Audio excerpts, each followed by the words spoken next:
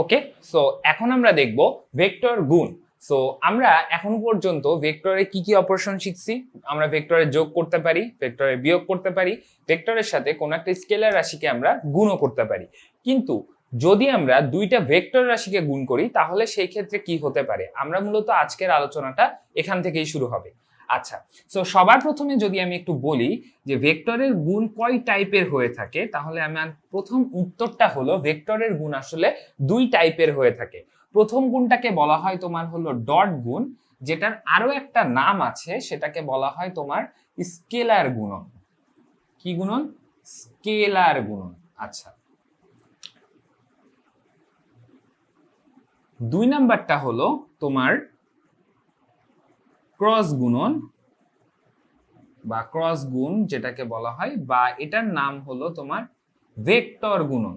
আচ্ছা, এখন ভাইয়া ডট গুণনের নাম কেন স্কেলার গুণন হলো? আমরা অ্যাকচুয়ালি এটাই ব্যাখ্যা করব। আমরা মূলত আজকের যে লেকচারটা সেটা মূলত পুরোটা ডট গুণন নিয়ে আমরা আলোচনা করব। নেক্সট লেকচারে আমরা আলোচনা করব দুইটা ভেক্টরের যদি আমরা ক্রস গুণ করি তাহলে কি হবে। তো মূলত আমরা এখান থেকে যে জিনিসটা দেখতে পাচ্ছি যে ডট গুণন অ্যাকচুয়ালি দুইটা ভেক্টর রাশির মধ্যে হয়ে থাকে, এইটুকু তো প্রথমে আমরা সবাই কনফার্ম। আচ্ছা, তো আমি যদি ধরি যে দুইটা ভেক্টর রাশি যথাক্রমে একটা আছে এ এবং আরেকটা আছে বি, ইম্পর্টেন্ট কথা হলো যে দুইটা ভেক্টর রাশির অ্যাকচুয়ালি স্টার্টিং পয়েন্টটা সেম জায়গা থেকে হইতে হবে, ঠিক আছে? আচ্ছা, এখন কথা হলো ভাইয়া যদি দুইটা রাশি ভেক্টর রাশি স্টার্টিং পয়েন্টটা এক জায়গা থেকে না হয় তাহলে সেই ক্ষেত্রে কি হবে? প্রথম কথা হলো সেই ক্ষেত্রে আমাদের এই ডট গুণনটা করা যাবে না, তবে কিছু কিছু ক্ষেত্রে করা যাবে, আমি ওটা দেখাচ্ছি তোমাদেরকে আস্তে আস্তে। যেমন যদি বলে দেয় যে এ আর বি দুইটা ভেক্টর, তাদের মধ্যবর্তী অ্যাঙ্গেলটা হচ্ছে থিটা, তাহলে আমরা যেটা ডট গুণনের সূত্র থেকে লিখতে পারবো সেটা হলো A vector dot B vector, এটা সমান সমান কি হবে দেখো, মডুলাস অফ এ ভেক্টর। তার মানে আমাদের যে এই এ ভেক্টরটা আছে ও এ, এবং এটা আমার বি ভেক্টর, আমি নাম ধরে নিলাম, তাহলে আমার এ ভেক্টরের মান গুণ বি ভেক্টর, এবং তার সাথে আমাদের আসছে হলো কস থেটা, তার মানে তাদের মধ্যবর্তী কোণ থেটা। আচ্ছা ভাই, দুইটার স্টার্টিং পয়েন্ট যদি এক জায়গায় না হয়, যেমন আমি উদাহরণ দিই, একটা ভেক্টর মনে করো এরকম গেছে আর একটা ভেক্টর এরকম গেছে, এটা আমার এ ভেক্টর, এটা আমার বি ভেক্টর। তাহলে প্রথম কথা হলো দেখো, তুমি কি এদের মধ্যবর্তী অ্যাঙ্গেলটা বের করতে পারছো? মধ্যবর্তী অ্যাঙ্গেল বের করতেই পারছো না। তাহলে মধ্যবর্তী অ্যাঙ্গেলই যদি আমি বের না করতে পারি তাহলে তো আসলে আমাদের এখানে থিটার ভ্যালুটা আমরা বসাতেই পারবো না, তাই না? তাহলে যদি কখনো এরকম হয় যে আমাদের দুইটা ভেক্টরের মানে স্টার্টিং পয়েন্ট এক জায়গায় নাই, এরকম উদ্ভট ওয়েতে আমার ভেক্টরটা দেওয়া আছে, তাহলে সেই ভেক্টরের ডট গুণন আমরা করতে পারবো না। এটা হলো সোজা হিসাব।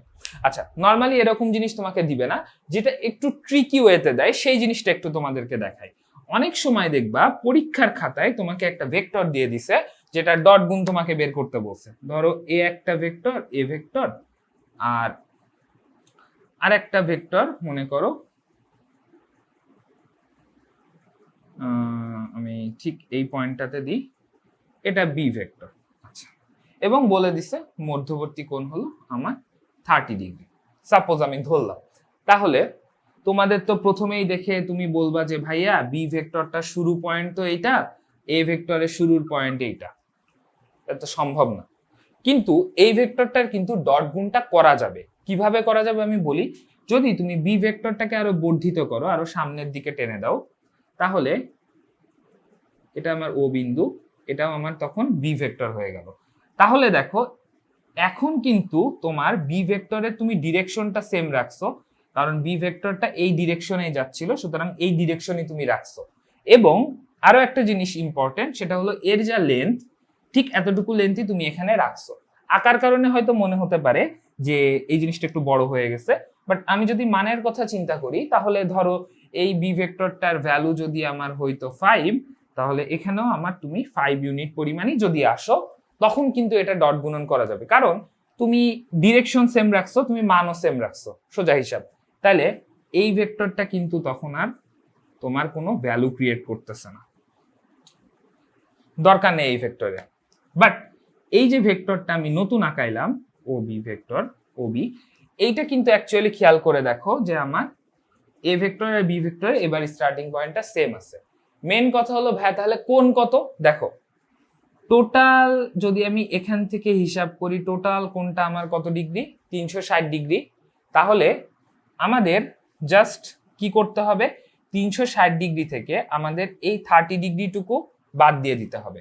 30 ডিগ্রি বাদ দিয়ে দিলে আমরা কি পাবো, আমরা টোটাল এই অ্যাঙ্গেলটুকু পাবো, তাই না? আচ্ছা, এখন আমি আরেকটু ক্লিয়ার করি, ক্লিয়ার করে তোমাদেরকে বোঝাই। আমাদের সবার প্রথমে কি ছিল খেয়াল করো, সবার প্রথমে আমাদের এ ভেক্টরটা এদিকে ছিল, বি ভেক্টরটা এদিকে ছিল, যে অ্যাঙ্গেলটা ছিল থিটা, এটাকে আমি এই দিকে টেনে বর্ধিত করলাম। তাহলে আমি যদি এখানে একটা লম্ব চিন্তা করি এবং আমি একটা অ্যাক্সিস কল্পনা করি, তাহলে এটাও আমার কত ডিগ্রি বলো তো, থিটা, কারণ এই দুইটা আমার কি পরস্পর বিপ্রতীপ কোণ। এটাও আমার কিন্তু বি ভেক্টর, এটাও এটা এ ভেক্টর, এটাও আমার বি ভেক্টর, ঠিক আছে, কারণ আমি মান এবং দিকটা সেম রাখছি। আচ্ছা, তাহলে কথা হলো এটা থিটা হলে এটাও থিটা, আমার বিপ্রতীপ কোণ। এই টোটাল অ্যাঙ্গেলটা আমার কত ডিগ্রি বলো তো, এই টোটাল অ্যাঙ্গেলটা, এই যে এখান থেকে টোটাল অ্যাঙ্গেলটা আমার কত, 180 ডিগ্রি। এখান থেকে যদি এই থিটাটুকু আমি বাদ দিয়ে দিই, এই যে এই থিটাটুকু আমি বাদ দিয়ে দিলাম, তাহলে এখান থেকে এটুকু অ্যাঙ্গেল হলো 180 ডিগ্রি মাইনাস থিটা, তাই না? তাহলে যদি কখনো এরকম কন্ডিশন থাকে,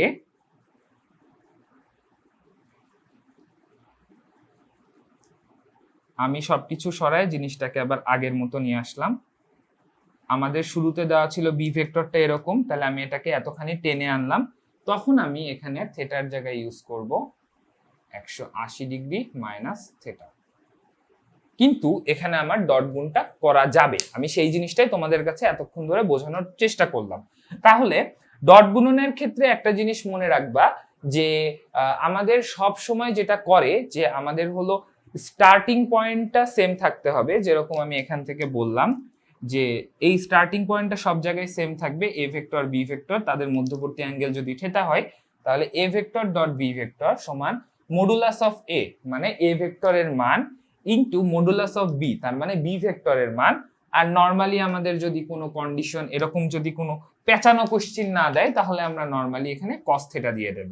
তাহলে আমরা এখান থেকে বলতে পারবো যে A vector dot B vector সমান এইটা।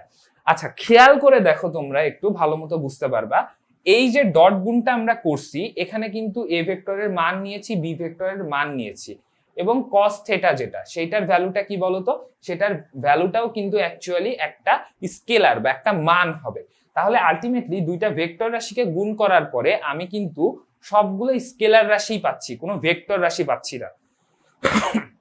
তাহলে এই কারণে মূলত এই ডট গুণটাকে স্কেলার গুণনও বলা হয়। আর স্পেশাল একটা কেস আমি দেখাইলাম, এটা তোমাদের হয়তো অ্যাডমিশন টেস্টে ফেস করা লাগতে পারে, যে যদি দুইটা ভেক্টর রাশিকে, মানে যদি স্টার্টিং পয়েন্টটা সেম না হয়, যদি দিকটা একটু উল্টায় দেয়, ট্রিকি করে, তাহলে সেই ক্ষেত্রে কি হবে সেটা অলরেডি আমি তোমাকে বুঝিয়েছি। যেমন এইটার ক্ষেত্রে আমাদের A vector dot B vector সমান আসবে modulus of A vector into modulus of B vector সমান into cos 180 degree minus theta. আচ্ছা, সো এই ছিল মূলত আমাদের ডট গুণ সম্বন্ধে একদম বেসিক আলোচনা। এর পরের লেকচারে আমরা অ্যাকচুয়ালি দেখব যে দুইটা রাশিকে যখন আমরা ডট গুণন করি, তখন আসলে দুইটা ভেক্টর রাশিকে অ্যাকচুয়ালি আমরা যখন ডট গুণন করি, তখন অ্যাকচুয়ালি সেখানে কি কি কাজ হয়ে থাকে।